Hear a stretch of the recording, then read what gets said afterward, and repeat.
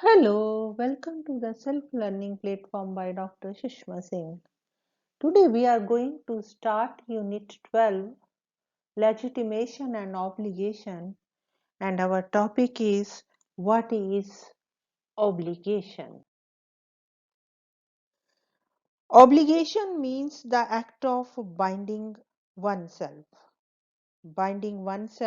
to some duty, to some contract, to some promise. It is binding someone to do something. Obviously, it arises out of a sense of duty. That is why one may see an analytical connection between obligation and duty. The former having the same meaning as that of duty. To be obliged mean to have a duty. An obligation can also be the act of obliging oneself or someone else. In such a case, a duty is the conception of some behavior as the object of an obligation. People are obliged to perform their duty. There cannot be an obligation without a will imposing a duty or an obliging will. Obligation, one may see clearly, is a two-way situation. It is a rational concept. It is used for a relation between individual persons. One is, for example, under an obligation to someone else. People are, or say, used to be greatly obliged to one another. It is used for a relation behavior, a person and an institution such as the government. To be under an obligation to someone, say individual or government, may be to owe something. In case of an individual's obligation to a government, it may mean to owe obedience. In case of an individual's obligation to the state or government, what is amount to is that the state or the government has corresponding rights over the individuals. To understand the term obligation more clearly, it is better to relate the term obligation to bound than to owing. We may be bound to perform some action without, in an obvious sense, owing anybody anything. To be bound is not to be in bonds. What at best it means is acceptance of a submission, or say losing a certain amount of freedom. When we accept submission, we accept to work within certain limitations, and such a submission remains until obligation stays. A certain amount of lost freedom is not regained until the obligation has been discharged. So, understood, the concept of obligation includes, if one seeks to identify its inherent implications, an act of binding oneself to some duty, a situation characteristic of a relational relationship, an authority, say the government, with assured rights over the individuals, and the individuals agreeing to obeying the laws of such an authority.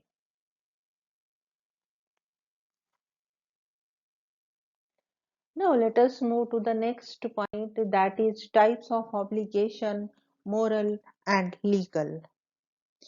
Obligations are not all alike.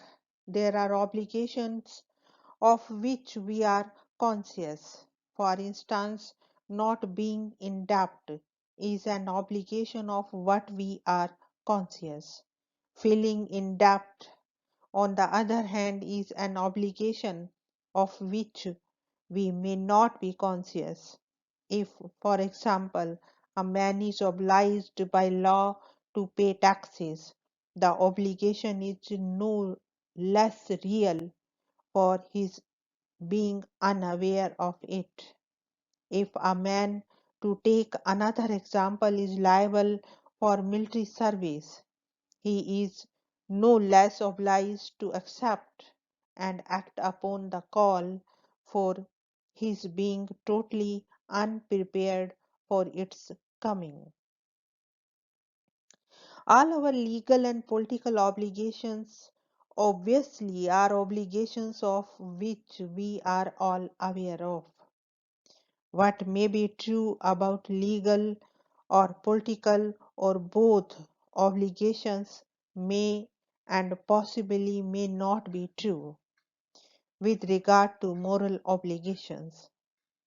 There are moral obligations, say the promises we make and which are expected to be kept, that cannot come into existence unknown to the persons whose obligations they are.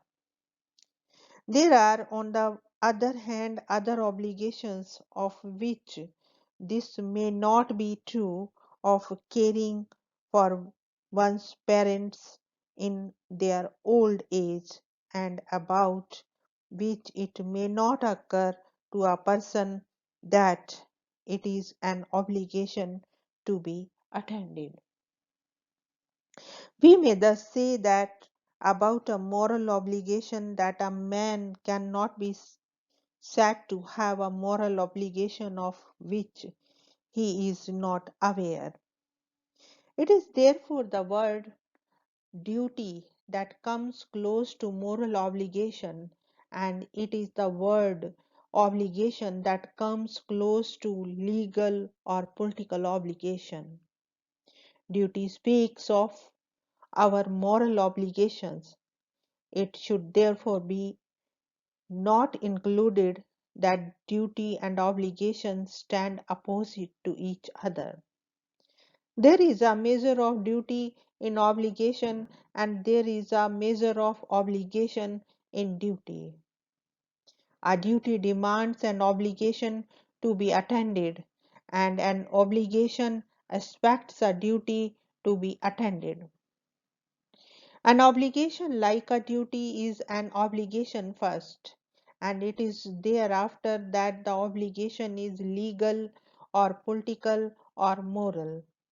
It is conscious or it is not. It is assumed or it is declared. It is voluntary or it is involuntary.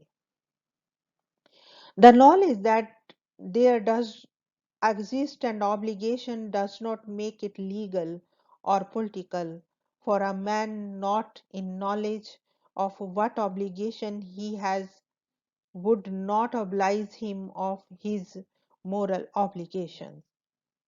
Likewise, assumptions, voluntarily or involuntarily, should not be made the basis for making an obligation either legal, political, or moral.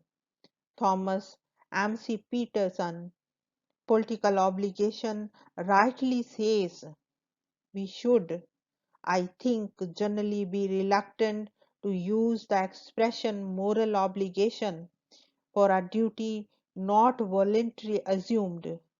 Some cases covered by the expression political obligation by contract are certainly cases where one can oblige obligations that we have not voluntarily assumed.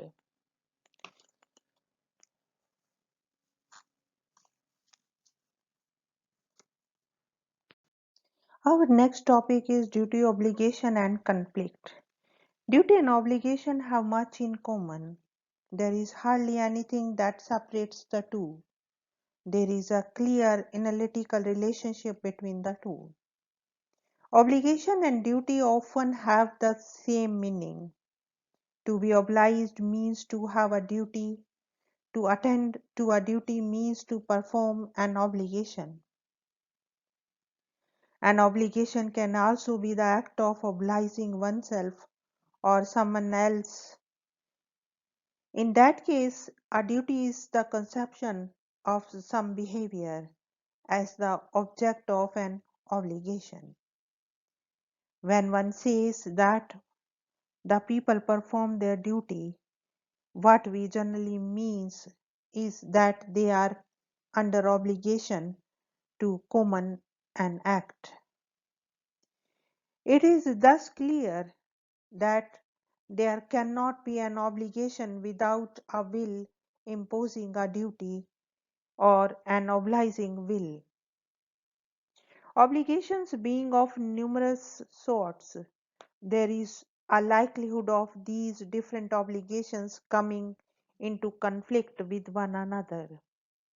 A moral type of obligation can come into conflict with a legal obligation. A political legitimation may conflict with a religious one. An attempt to provide the resolution may involve or invoke serious struggles of conscience.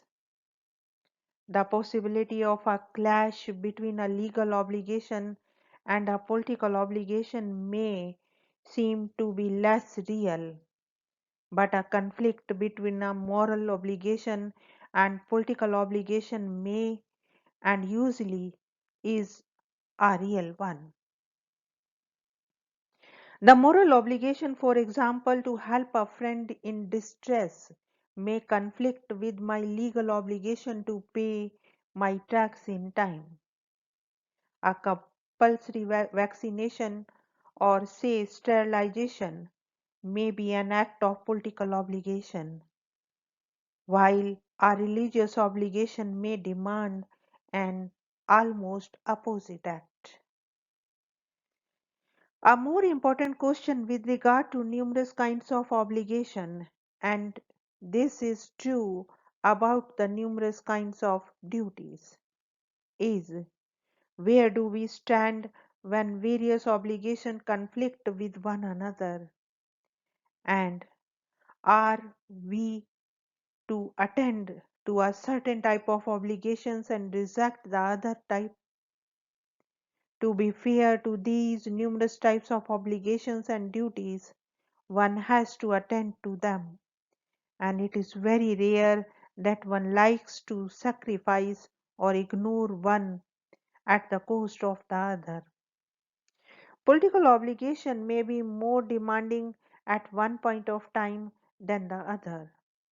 It may seek immediate redressal for fear of punishment or otherwise than compared to the other type of obligation.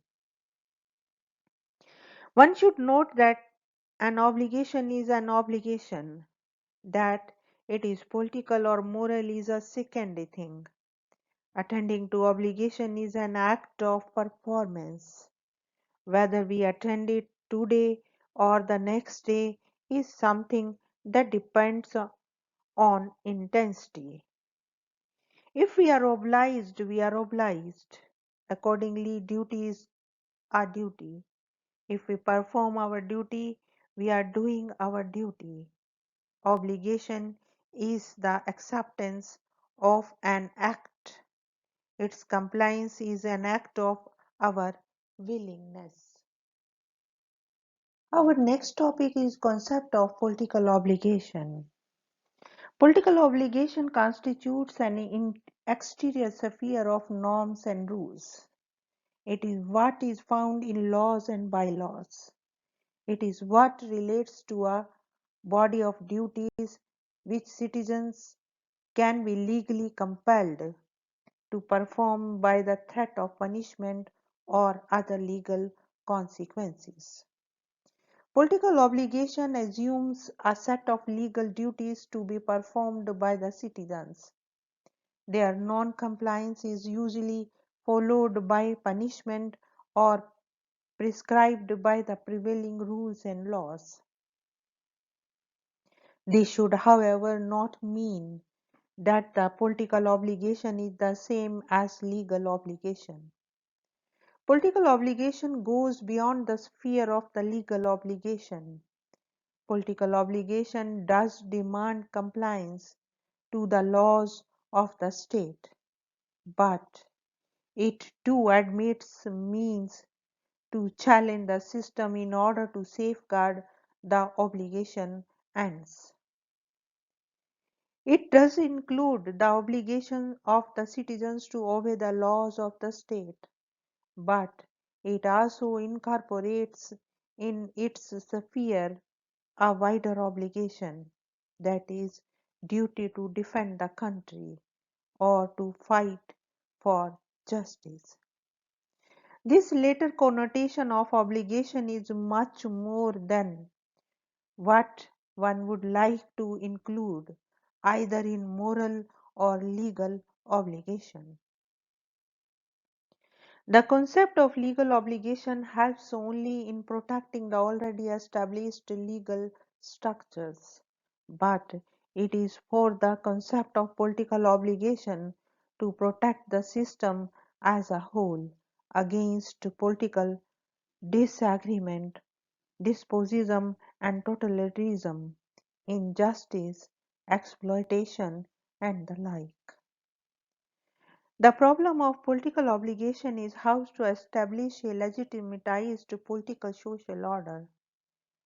The creation or reconstruction of a social or political order is an obligation that is subsumed under the concept of political obligation. Political obligation is a kind of obligation which seeks to establish a political system free from all types of injustices and laden with the promotion of common interest. The domain of political justice is neither the sphere of law entirely or that of ethics completely. It is a sphere situated between the ethics and law. It is what is related to its grounds and its content. Here we want to wind up today's lecture. Thank you so much for your attention.